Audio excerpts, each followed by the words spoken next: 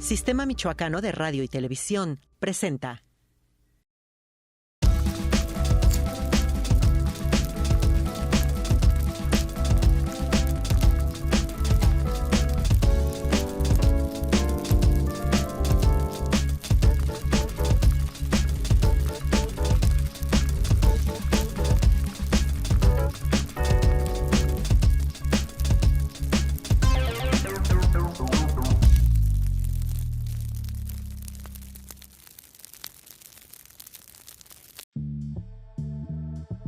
Su vida está en los libros. Así es ella, desde su formación como escritora, docente, comunicadora social y promotora de lectura. Nació en Córdoba, Argentina, donde ha coordinado diversos programas de lectura y ha recibido varias distinciones por su producción pedagógica, así como por su obra literaria. Novelista, ensayista y escritora de textos pedagógicos para niños y para docentes, nuestra invitada de hoy ha publicado alrededor de 55 obras, entre libros de su autoría, en antologías y en publicaciones especializadas. Algunos de sus cuentos han sido traducidos al inglés y al italiano. Ha tenido la suerte de viajar y de conocer otros rumbos, gracias a que ha sido invitada a leer, a contar cuentos, a dar charlas, seminarios y conferencias sobre la lectura y la literatura. Y gracias a esos viajes es que Graciela Vialet está hoy aquí para conversar con nosotros en La Fogata.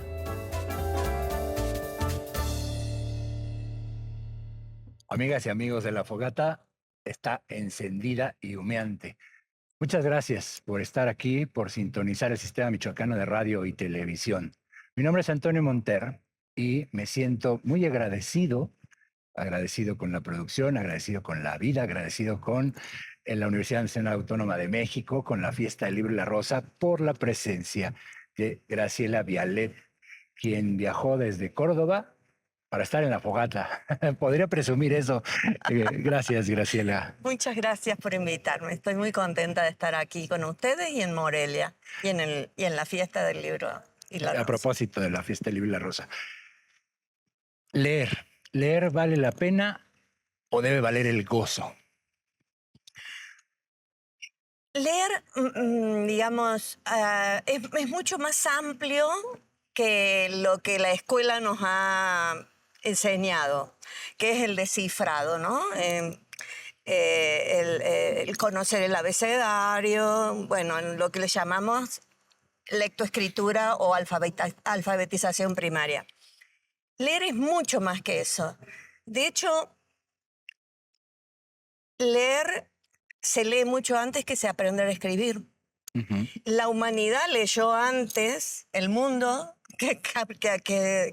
y luego, para transmitir, desarrolló la escritura. O sea, un bebé, por ejemplo, está comprobado ya científicamente, a partir del 6º mes de gestación, tiene su primer acto de inteligencia lectora, que es el de diferenciar las voces de uno y de otro, los tonos, y a partir de esa musicalidad empieza a elaborar su aparato fonador en torno a la dicción que va a necesitar para construir el lenguaje de su entorno. O sea, fíjate que es mucho más amplio hablar de lectura que de solamente leer un libro. Lo que pasa es que a partir de la evolución de la humanidad, hemos heredado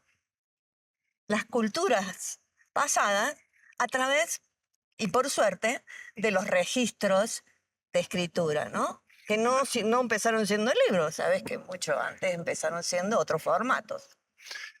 Alfonso Reyes, en uno de sus ensayos, uno de nuestros ensayistas, escritores que nos ha dado forma y fondo aquí en México, decía, y yo tardé en comprenderlo, porque decía, ¿cuánto perdió el ser humano con la adquisición de la grafía, con la adquisición del alfabeto? Y yo dije, bueno, ¿cómo es que perdimos, ¿no? Y eso yo creo que es esta respuesta que tú das. Es decir, a veces, como dicen otros autores, tenemos la desdicha solo de leer palabras cuando antes leíamos otras cosas, cuando nuestra lectura del mundo era más profunda que solamente decir, bueno, aquí dice mi nombre, Pero antes de haber aprendido a leer nuestro nombre en letras, nuestro nombre podía representar muchas cosas más, ¿no? Es como cuando aprendemos a decir o a leer la palabra mamá, ¿no? Y todos sus significados. Bueno, quienes nos están mirando en este momento están viendo esta enorme escenografía que a ustedes les llevó 400 años montar alrededor de la fogata para el público. Y hay acá una lectura. O sea, que se realice este programa con estas características ya es una lectura de una realidad que ustedes quieren contar. Y esa lectura es anterior a la alfabetización. Luego, la alfabetización, la escritura, puede registrar, si alguien quiere desgravar esta conversación, digamos, para sacar una idea, para analizar, para recitar, para, no sé, para mil otras funciones. Pero en realidad la primera lectura se está haciendo mientras nosotros dos nos estamos conociendo, conversando de estos temas. Claro, apalabrándonos, ¿no? Apalabrándonos, claro. ¿Cuándo te diste cuenta? Porque, bueno, este programa es también de ida y vuelta entre la infancia, la juventud, la vida adulta, todo lo que de alguna manera hemos sido, más allá de las trayectorias y los currículums, ¿no? Bueno, pues que forman parte de nuestra vida y de lo que hemos hecho. Pero ¿en qué momento tú tienes quizás el registro de haber empezado a palabrarte desde niña, quizás sentada bajo un árbol, empezando a preguntarle al mundo por qué, o cómo se dio tu proceso que lo puedes registrar? Bueno, en el caso personal mío, creo que lo primero que me impactó es que en mi casa había libros, ¿no? Y mis padres leían revistas, libros. Mis padres no eran universitarios, pero tenían, les gustaba leer, ¿no? Mi mamá leía Hemingway, por ejemplo, y a mí esos libros grandes me llamaban la atención.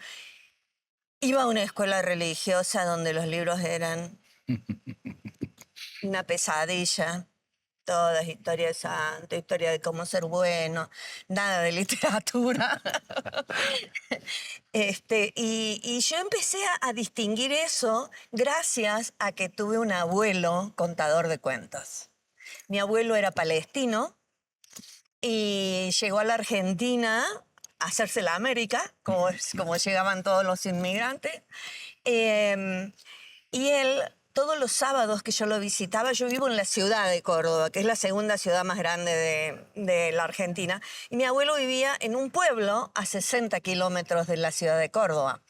Todos los sábados íbamos a la casa de mi abuelo, y cuando todos se iban a dormir la siesta, que en Córdoba es ley regla, pero mira, es sagrada la siesta.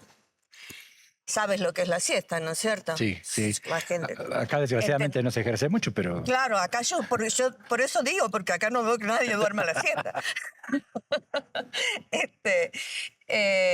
Mi abuelo se quedaba contándome cuentos. Y yo recuerdo la locución, ¿no? Las palabras y el movimiento de sus bigotes, el gesto narrativo. Y sobre todo, lo que yo más valoraba era ese tiempo de comunicación empática en que me dijera lo que me dijera, yo sentía amor. Claro. ¿No? Entonces la historia se convertía en una burbuja donde el afecto era primordial. Y mi abuelo contaba historias de verdad, ¿viste? Historia así de... bueno, las que traía él de su tierra, donde pasaban cosas que le pasaban a la gente común, no a los santos ni a los próceres. No era literatura épica, sino no era la historia literatura de ladrones, de piratas, de príncipes, de tal características que no eran azules, ni mucho menos, de Disney, ¿no? Eran terroríficos y bueno, y lo mejor que hacía mi abuelo era un gran promotor de la lectura, mi abuelo, y no existía todavía el término. el tema. Porque separaba unos libros, apilaba dos, no sé cómo le dirán acá, pero nosotros decimos pilas de libros. Sí. ¿Está bien? ¿Se entiende? Y decía, esto no los leas porque sos muy chica. Podés leer estos otros y me dejaban las enciclopedias, que eran lindas, pero no era literatura. Y se iba. Por supuesto, ¿a dónde manoteaba yo? En los prohibidos. Los libros prohibidos. Y entonces ahí se generó un vínculo entre lo amoroso y lo prohibido, porque eso me iba a llevar a otro lugar donde no me era permitido. Y creo que eso es la literatura, es lo que te hace, ¿viste? Que cuando vos te convertís en otro leyendo, Claro. y sufrís, y sentís, y transpirás, y gozás, y tenés miedo, y te permite vivir tantas otras vidas, ¿no? Y creo que ese fue mi vínculo inicial. Exactamente, la literatura vista como estar en la vida de los otros. Vamos a hacer una pausa, la primera pausa de esta charla, pues que se presagia fantástica. Regresamos a La Fogata.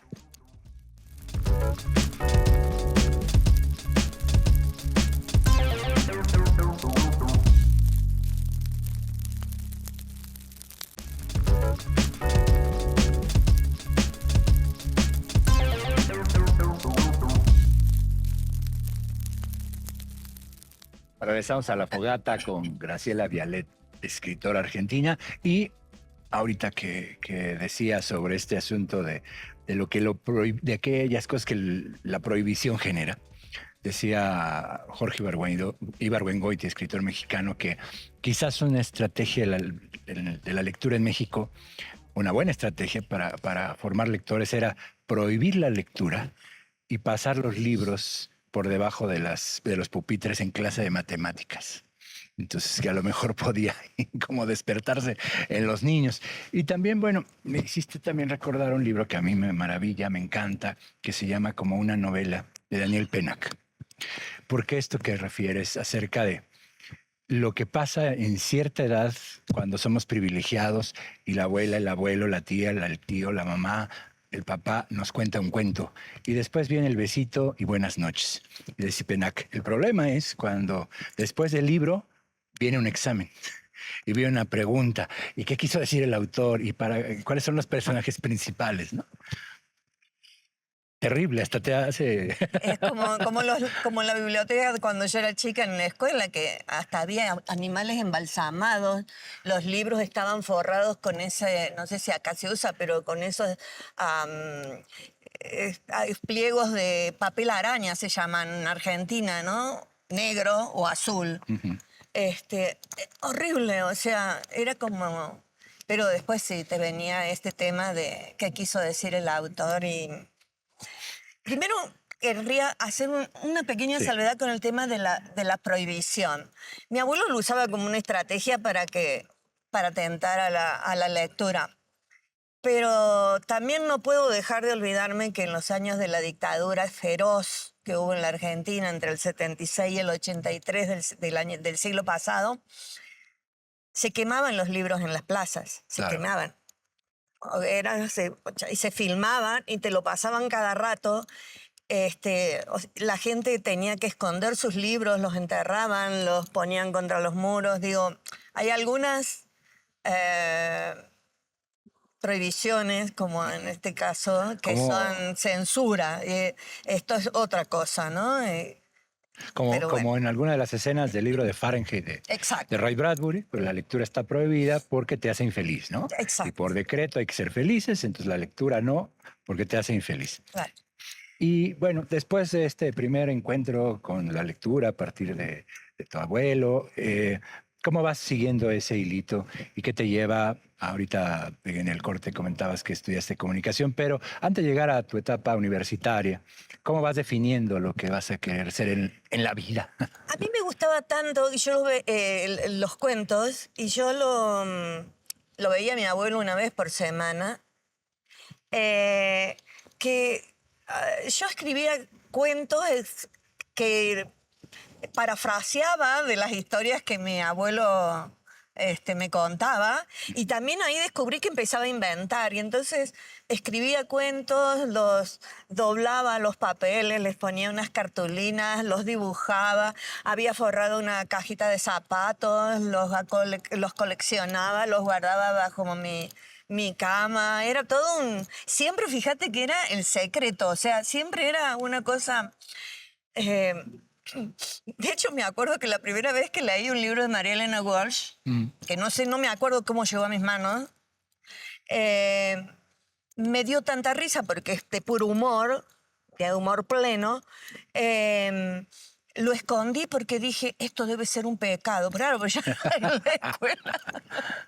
escuela se leían cosas serias. Y después te preguntaban qué quiso decir el autor. O sea, y acá me parecía que no podía funcionar. Bueno, siempre tuvo eso que ver con... Pero bueno, yo escribía, no me daba cuenta, no podía separar mi matriz lectora de la escritura, de que escribía, ¿entendés? De hecho, yo me enteré que era escritora mucho tiempo después de que era escritora, ¿entendés? Porque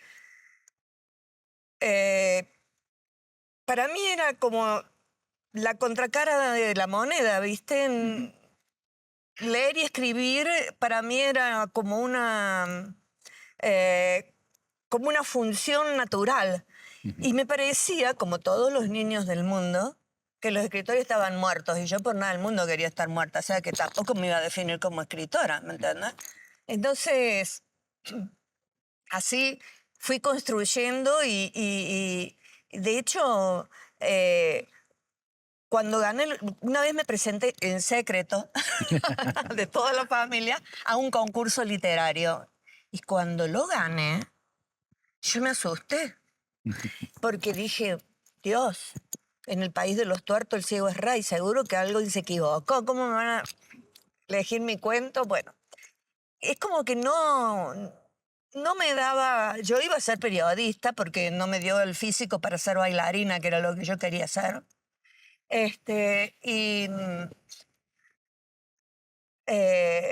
Nunca me imaginé que iba a ser escritora. Después me vinieron a buscar para publicar, recién vuelta a la democracia en mi país, muchos exiliados que venían, yo trabajaba en una escuela y me oían contar cuentos, yo reproducía con los niños lo mismo que había vivido toda mi infancia, que era leer y luego inventarnos historias y demás. Y me buscaron, dice, te escuchamos contar cuentos, queremos un cuento para publicar. Y así apareció mi primer libro, que se llama El acordeón de Carmelo. Y luego, bueno, se fueron, uno trajo al otro, digamos. Y finalmente me di cuenta que ser escritor era una profesión para mí. Y me dediqué de lleno a eso. ¿Qué edad tenías cuando publicaste tu primer libro? 28 años. Y de ahí ya habías cursado la universidad, ya te habías formado como periodista. Bueno, había cursado la universidad, pero no la había podido terminar porque la dictadura cerró mi facultad. Y como yo estaba en el centro de estudiantes, me expulsaron de la universidad. Y luego cuando vino la democracia, el presidente Alfonsín reincorporó a todos los estudiantes expulsados por formar parte de un centro de estudiantes. Y ahí pude terminar. En ese interín ya me había empezado a estudiar educación y bueno, tengo las dos licenciaturas esas y luego ya me dediqué a la literatura y mis posgrados tienen que ver con la literatura infantil y la lectura. En México nos hemos hermanado con pueblos como Argentina, con pueblos como Chile, precisamente en estas circunstancias terribles que le ha tocado vivir a muchos países de Latinoamérica donde se han instalado dictaduras. Y conocemos esas historias gracias a que nos hemos abrazado con quienes han podido migrar y han convivido con nosotros. ¿Tú migraste? ¿Te quedaste ahí en Argentina durante la dictadura? No pudimos migrar. Yo tenía toda la intención de exiliarme, pero mi marido, mi compañero, era un dirigente gremial de lo que serían las empresas de energía eléctrica. de una corriente que se llamaba el Sindicalismo por la Liberación, y uno de sus mejores amigos fue secuestrado, toda su familia, y los dos niños quedaron en banda. Cuando secuestraban, entraban y se llevaban hasta los picaportes de las puertas. O sea, a ver, era todo. Y estos dos niños quedaron en banda, no tenían familia. La única familia que tenían era un abuelo que tenía problemas con el alcoholismo. Así que nos hicimos cargo de estos dos niños indocumentados, y no pudimos salir. No pudimos salir porque no íbamos a abandonar a esos niños. Así que desarrollamos toda una estrategia de incilio, le llamamos en la Argentina. En vez de exilio, de incilio. Nos mudamos 13 veces en 7 años y en ese tiempo también empezaron a nacer nuestros hijos, 3 hijos. Así que, bueno, éramos como... Esa fue nuestra vida y eso también contribuyó mucho. Siempre estaré tan agradecida a mi abuelo Isa porque... ¿Sabes que la forma de aliviar el pesar de estos niños que preguntaban por sus padres y no teníamos cómo explicarles, están desaparecidos? ¿Entendés? Ni vivo ni muerto, decía el genocida que estaba en el poder. Están desaparecidos, fueron a algún lado. Era muy difícil eso. ¿Sabes qué nos salvó la literatura? Contar cuentos, inventar cuentos. Y había muchos niños de padres que tenían padres desaparecidos y ya nos fuimos conectando y entonces el arte fue un puente de salvación, una tabla, una balsa. Claro, claro, porque tú misma has dicho en algunas otras entrevistas que nos acercamos a la literatura no por el estilo, no por el autor, bueno, sí, pero sobre todo nos acercamos por las historias, porque esas historias hay una correspondencia con nosotros. A veces entramos a un libro con preguntas, normalmente salimos con más preguntas, no con respuestas, pero yo creo que ese mirar la literatura, y creo que tal vez lo conectaría yo con esta pregunta que te hice al principio del programa, ¿vale la pena, vale el gozo? Yo creo que se va respondiendo en esta conversación de a poco, ¿no? Sobre cómo la literatura puede salvar, ¿no? Te redime, como dice Penac, hasta de uno mismo. Hasta de uno mismo. Hasta de uno mismo. Bueno, en mi caso, sabes que nosotros tenemos una gran influencia de Borges, todos los escritores argentinos. Y Borges decía que el género supremo de la literatura es el cuento.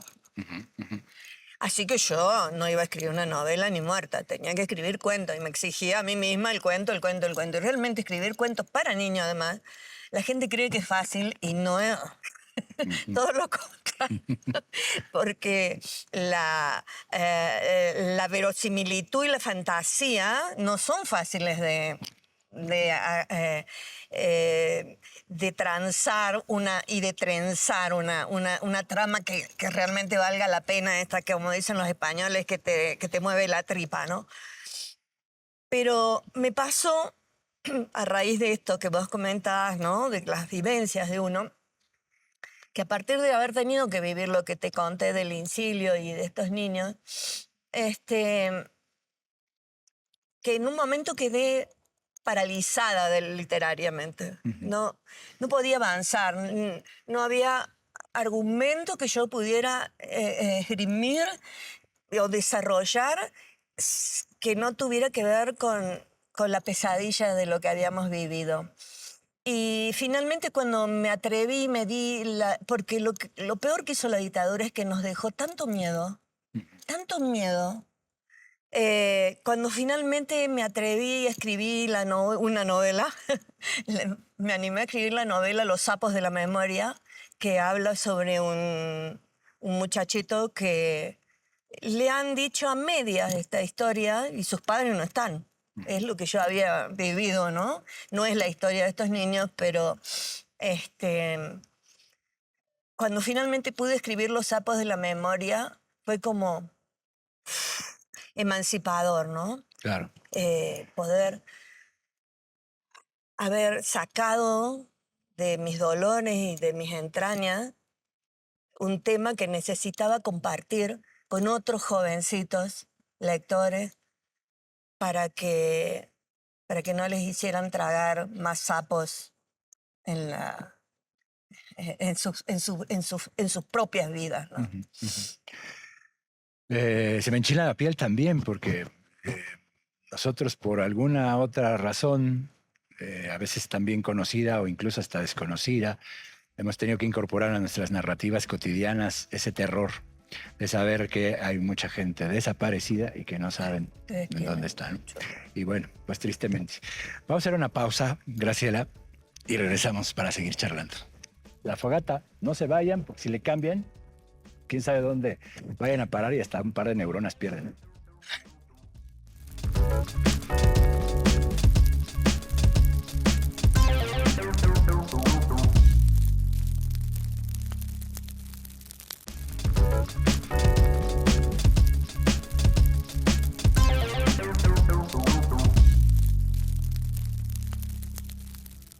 Regresamos a la fogata. Graciela, estabas contando acerca del libro Los sapos de la memoria. Y había algo ahí puntualmente que me parece que se había quedado pendiente, ¿no? No, que quería decirle a tu público que el libro fue editado acá, está editado acá en México por Conaculta. Educal, creo que se llaman las librerías donde está. ¿Dónde se puede conseguir? También quiero que sepan que está liberado en la web, en mi página. Si entran y buscan, ponen Los sapos de la memoria, Graciela Vialet, lo pueden o bajar o descargar. Pero si lo leen en línea, tiene muchos links, muchos enlaces hacia distintas obras de arte, distintas producciones en torno al libro y a lo que sucedió, ¿no?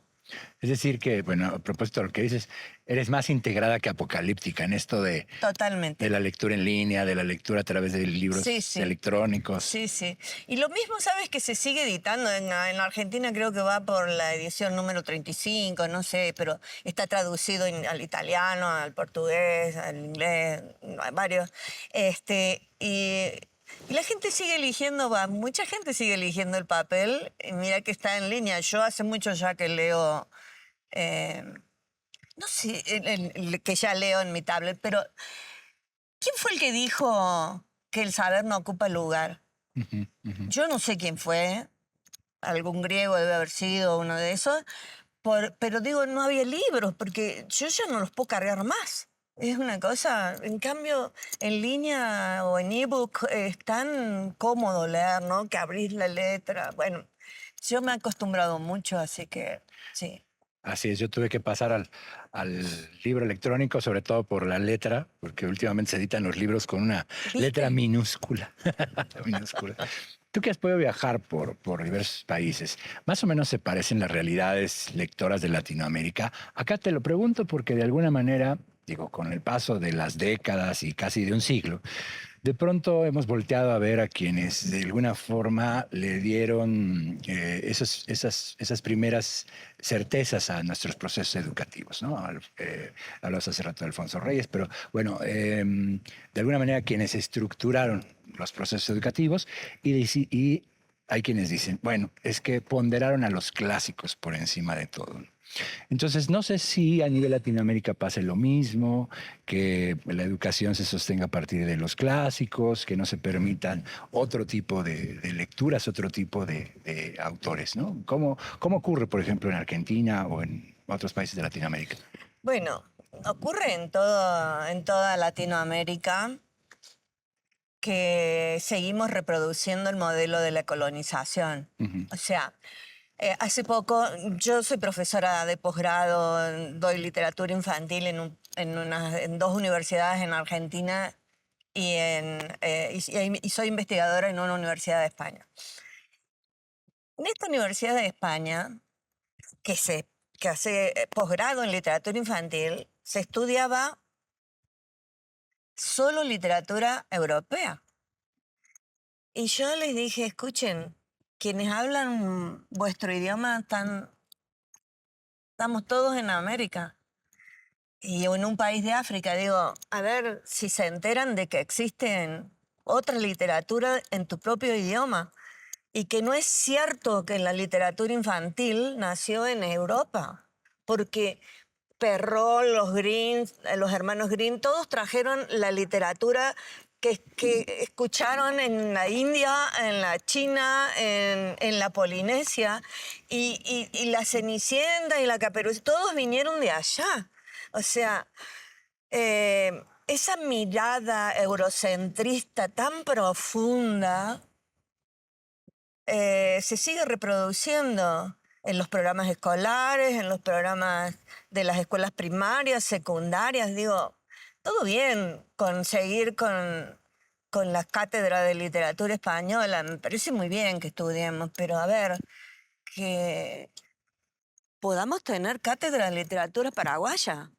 No podemos nombrar autores de Ecuador, de Paraguay, de Brasil, de Venezuela, de Colombia, de Chile, pero nos conocemos toda la literatura. Bueno, tú vas a las librerías y ves en los escaparates, todos los bestsellers son europeos Claro, sí. o norteamericanos. Hice una investigación con un grupo de maestrandos que estaban estudiando conmigo acerca de qué creían cuáles eran los clásicos favoritos. ¿Sabes que se limitaba? Lo hicimos en estudiantes universitarios y profesores de secundaria, esta encuesta. Y se limitaban a 5 países. Italia, Ujú. Francia, Inglaterra, España y Alemania. Nada más.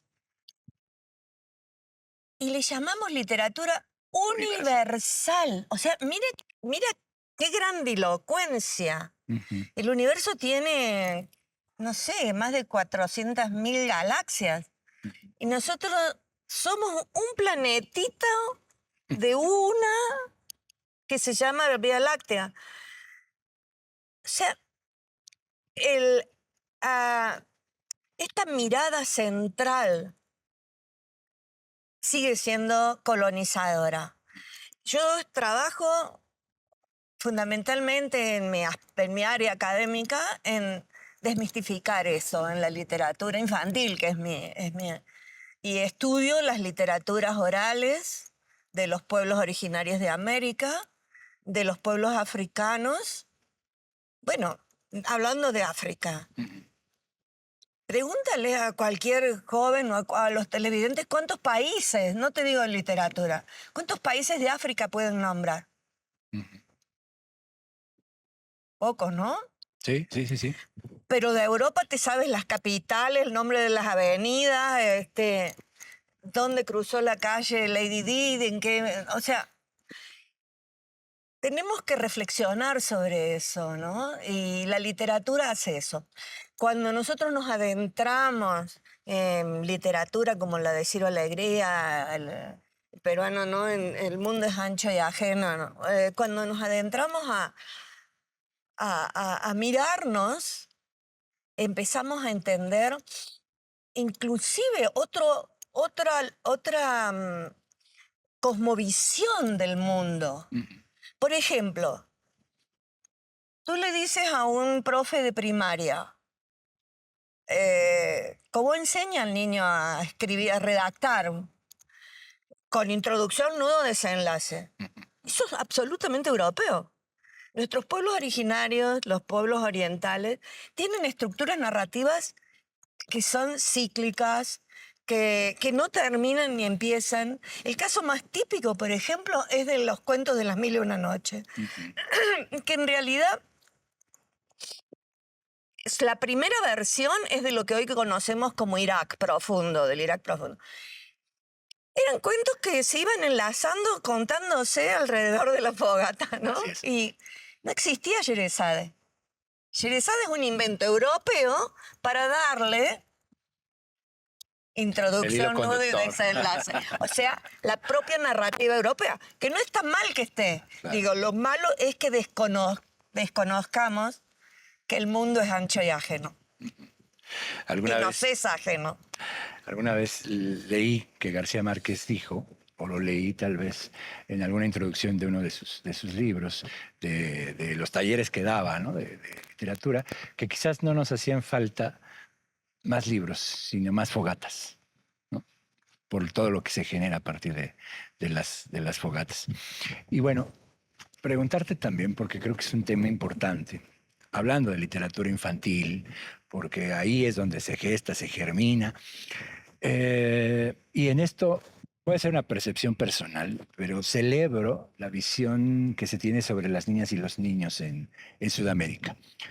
En México a veces miramos a las niñas y a los niños como retrasados mentales, buscamos esconderle los problemas del mundo, que esta es una versión muy estadounidense, ¿no? Es decir, edulcorar, descafeinar. Tenemos muy cerca el mundo Disney, ¿no? Y entonces hay que darle otro final al jorobado de Notre Dame, por ejemplo, ¿no? Para no decirle a los niños que terminaron arriba de una torre hechos polvo, ¿no? Él y Esmeralda.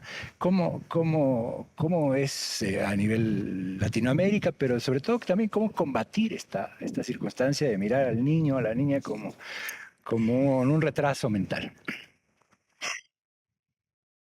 La literatura ñoña, le decimos en nuestro campo. Sí, tienes grandes movimientos, o grandes no, pero muchos movimientos de padres que dicen, ay, ¿por qué le pidieron ese libro a mi niño? Hablemos de la peor señora, de la mujer más mala del mundo. De Francisco Hinojosa, que ayer estará en la peor. Ay, no me sale el título, qué vergüenza. La peor señora del mundo. La peor señora del mundo. Bueno, perdón, Francisco.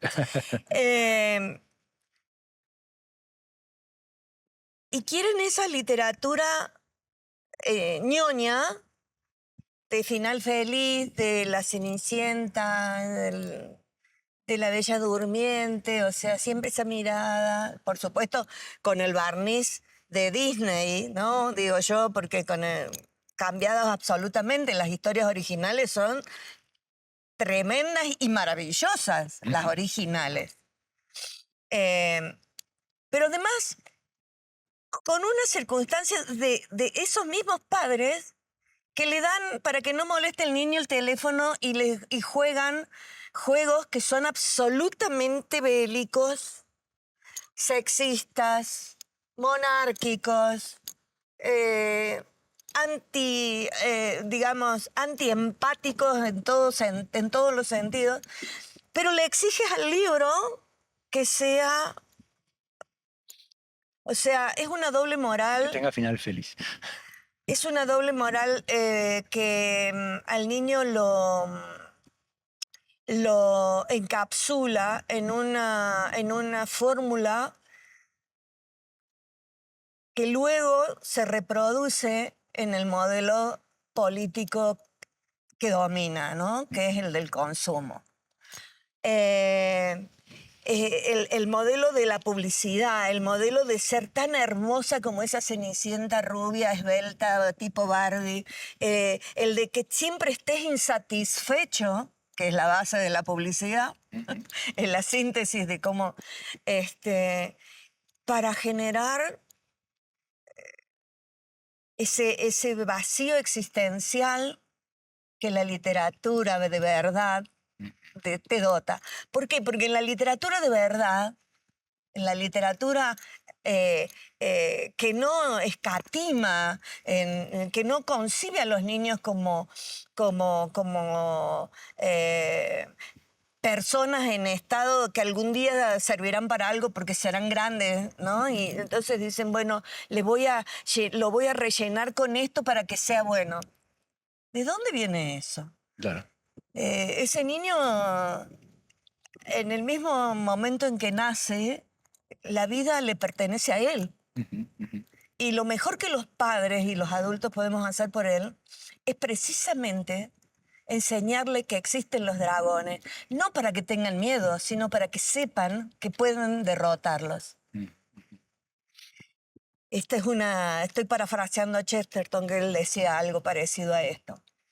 No, los niños pueden entender perfectamente la maldad porque es precisamente sublimándolo a través de la literatura donde esa maldad puede ser pensada para no reproducirla. Claro.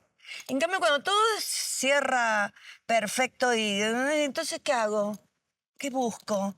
Me falta algo, yo no llego a ese estándar. La verdadera historia de La Bella Durmiente, por ejemplo, todo el principio es tal cual, las hadas, no se duerme. Pero el príncipe que aparece a los 100 años la encuentra y era tan linda que se acuesta con ella y tiene 2 hijos. Cuando se despierta ella, dice, oh, ¿y estos niños? Son tus hijos, son tus hijos. Y bueno, finalmente el príncipe, después de mucho trabajo en su propio reino, la lleva a su reino. La madre era caníbal, se comía a los niños. ¿Sabes cómo le gusta a los chicos escuchar eso? La abuela se los quería comer. Y bueno, termina el cuento en que el príncipe por fin hace algo bien, que es hacer que su madre desaparezca de escena, digamos, y termina ahogándose en su propia olla donde hervía niños. O sea, esa literatura no les da miedo a los chicos. Los pone en estado de ensimismamiento y de profundidad filosófica sobre lo que es la vida, porque ellos saben que eso no es verdad. Claro. Es ficción, que es otra cosa. Es otra cosa. Bueno, regresamos. Vamos a hacer la última pausa aquí en La Fogata.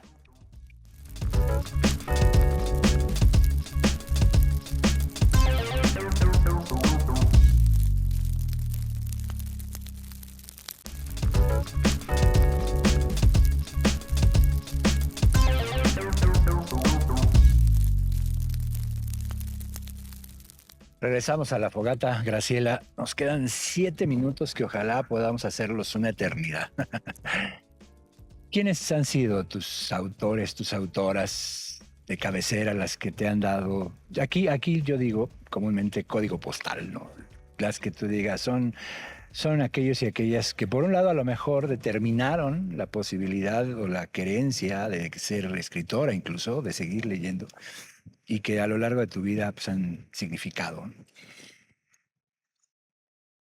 Alicia en el País de las Maravillas en mi infancia fue una revelación, ¿no? Esto de convertirte en lo que en mínimo, en grande, el bébeme, el frasquito, la reina de corazones que se había olvidado de ser feliz, digamos. Es una obra maestra de la literatura infantil. Para mí fue fundante. Y luego María Elena Walsh. Eso en mi infancia. Luego el boom latinoamericano en mi adolescencia. Fue descubrir a García Márquez, a Carlos Fuentes, a Vargas Llosa. Para mí fue Ciro Alegría. Fue un cambio rotundo en mi modo de leer. Y bueno, y de ahí viste que yo siempre he sentido que una buena lectura me lleva a otra, y a otra, y a otra. Y por ahí te lleva y seguís el camino de un autor, y por ahí seguís el camino de temáticas, y son tantos que no sabría cómo.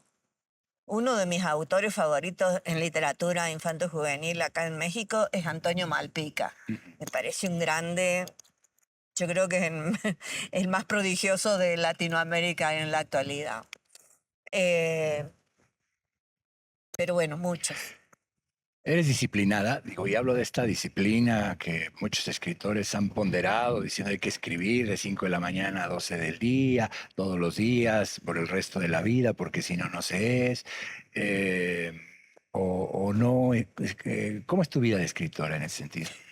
Bueno, primero que todo voy a decir que soy mujer. Eso implica ya Otro tipo de otra posibilidades, ¿no? lectura, otra Es un lectura. privilegio llegar a la computadora, ¿no? Yo me acuerdo que en los años aquellos de crianza y llegar a escribir era a las 2 de la mañana, o sea. Eh, Ahora que ya estoy mucho más liberada, no soy tan disciplinada. Soy muy disciplinada para leer. O sea, le doy mucha oportunidad a un libro, aun cuando no me gusta mucho. Y ya en algún momento ya digo, no hay tanto para leer, ahora ya me doy el permiso de dejar cuando veo que no avanza para mí, ¿no? Pero para escribir no soy tan disciplinada. Tengo que tener muy claro qué tengo ganas de expresar. Y entonces cuando eso sucede, fíjate que es mucho antes que la escritura. La escritura es lectura acá y está ahí dando vuelta esa idea. Y cuando ya esa idea me ha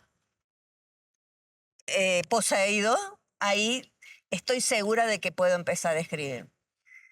No me gusta, no tengo ese método de decir yo todas las mañanas me siento de... No, no nace, no me funciona. Porque además, pues hay quienes dicen, bueno, pues sí, pero siempre y cuando también se tenga una cuenta de banco que te permita Claro. tener ese tipo de disciplinas, ¿no? Porque también hay que trabajar. Y Claro. también hay que ver que alrededor nuestro hay familias, Exacto. hay hijas, hay hijos. Entonces, por eso decía lo del privilegio a veces, o a contracorriente, o a lo mejor termina siendo un sobreviviente cuando llegas a la computadora un poco, ¿no? Sí, en mi país hay poca beca para ser escritor, digamos, ¿no? O sea, había, porque has enterado que en mi país están cerrando todos los espacios de cultura que pueden el nuevo gobierno, así que...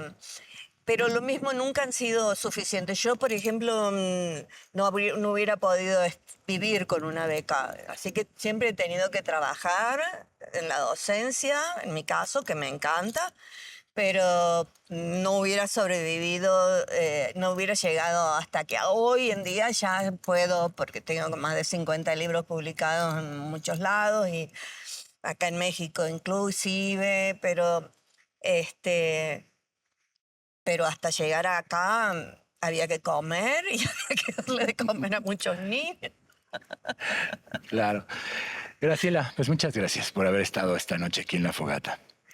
A mí me ha encantado. Al comienzo de la charla tú decías, México es mi segunda patria. Quizás no es común que alguien lo diga también al revés. Yo tengo 3 patrias. Una, mi país, México. 2, un estado que me parece que es un país, que es Veracruz. Y Argentina.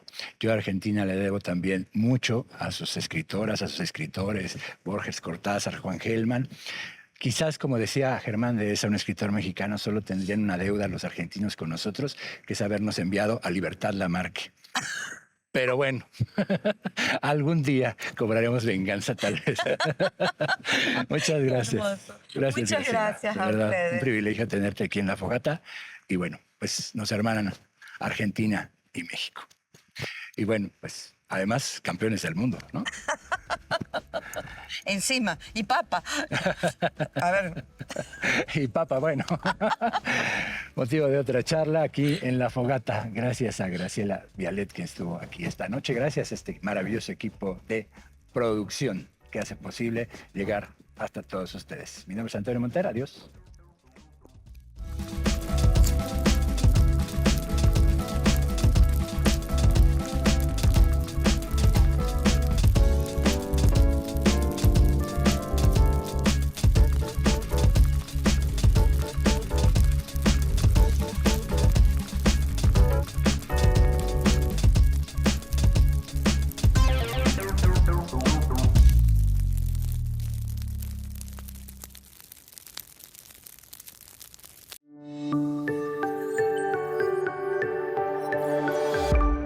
Sistema Michoacano de Radio y Televisión presentó